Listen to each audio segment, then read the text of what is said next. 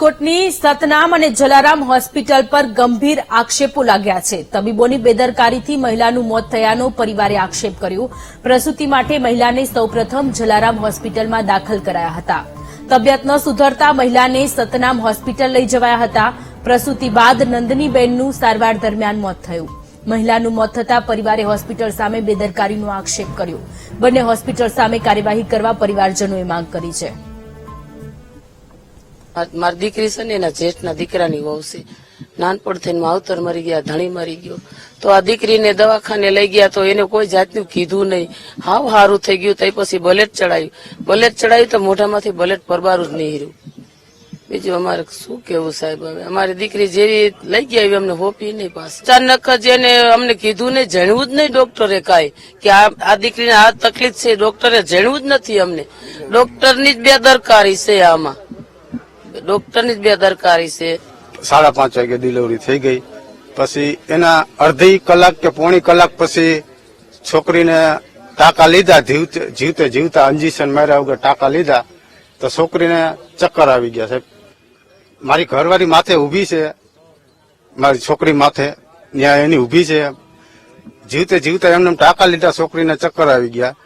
તો પછી આંચકી આવી ગઈ, તો પછી જલારામ હોસ્પિટલની ચિઠ્ઠી કરી દીધી, ગાડી એને ઈ લોકોએ બોલાવી દીધી, તો અમે જલારામમાં એડમિટ કર્યા છોકરીને। તો 4 વાર કરી તો છોકરીને સારું થયું 11 તારીખે, પછી 12 તારીખે સારું જ હતું, 5, 5:30, 6 વાગ્યા સુધી સારું જ હતું એકદમ। પછી ઈ લોકોએ કઈક દવા દીધી અને અમારા સંબંધી છે એની લોહીના બાટલા એવું કઈક મગાવ્યું, લોહીના બાટલા મગાવ્યો। પછી 6 વાગ્યા પછી એને બહુ ઉપડી ગઈ તકલીફ સાહેબ। 7 કે 7:15 વાગ્યા તો મને અંદર ડોક્ટરે બોલાવ્યો, કે ભાઈ તમારી છોકરીને હુમલાની અસર છે કે રે એવી શક્યતા નથી। મેં કીધું સાહેબ હજી એના હસબન્ડ સાથે હમણાં 6 વાગ્યા સુધી ઉભી છે, બેઠી છે, નારિયેલ પાણી પીધું, અને તમે આ અડધી પોણી કલાકમાં એમ કેમ કહો છો કે હુમલાની અસર છે, રહેવાની શક્યતા નથી।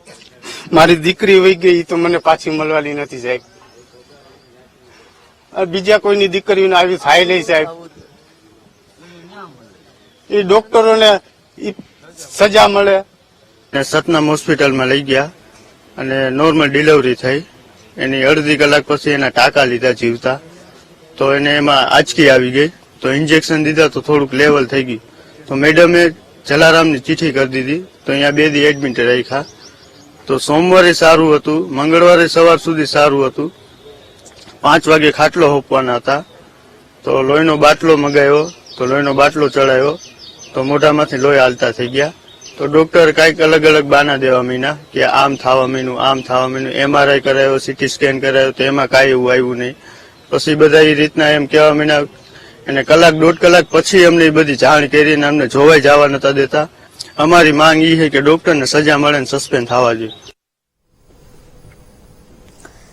સંવાદદાતા શનિ આપણી સાથે જોડાયેલા છે। શનિ, રાજકોટની આ ઘટના છે કે જ્યાં સતનામ અને જલારામ આ બંને હોસ્પિટલ પર પ્રસૂતિ બાદ મહિલાનું મૃત્યુ થયો હોવાનો આક્ષેપ લગાવ્યો છે, વધુ વિગતો। સોનલ, જે રીતના વાત કરવામાં આવે તો રાજકોટ ખાનગી હોસ્પિટલની ઘોર બેદરકારી છે તે સામે આવી છે અને મહિલાના મોતનો આક્ષેપ છે તે અત્યારે લાગ્યો છે, જેમાં પરિવારજનો દ્વારા સતનામ હોસ્પિટલ અને જલારામ હોસ્પિટલ ઉપર આક્ષેપ કરવામાં આવે છે। જેમાં નંદીબેન રાઠોડ જે ડિલિવરી કરવા માટે જયારે હોસ્પિટલે ગયા હતા તે દરમિયાન તેઓને જુદી જલારામ અને સતનામ હોસ્પિટલમાં સારવાર મેળવી હતી। બંને જગ્યાએ બેદરકારીથી મોત થયાનો પરિવારે ગંભીર આક્ષેપ કર્યો છે। 1 વર્ષ પહેલા નંદનીબેનના લગ્ન થયા હતા, ડિલિવરી દરમિયાન તેઓનું બેદરકારીથી મોત થયું હોવાની અત્યારે તેઓ પરિવારજનો આક્ષેપ કરી રહ્યા છે। ત્યારે બંને હોસ્પિટલ સામે કાર્યવાહી થવી જોઈએ, ડોક્ટર સસ્પેન્ડ થવા જોઈએ તેઓ પરિવારજનો કહી રહ્યા છે।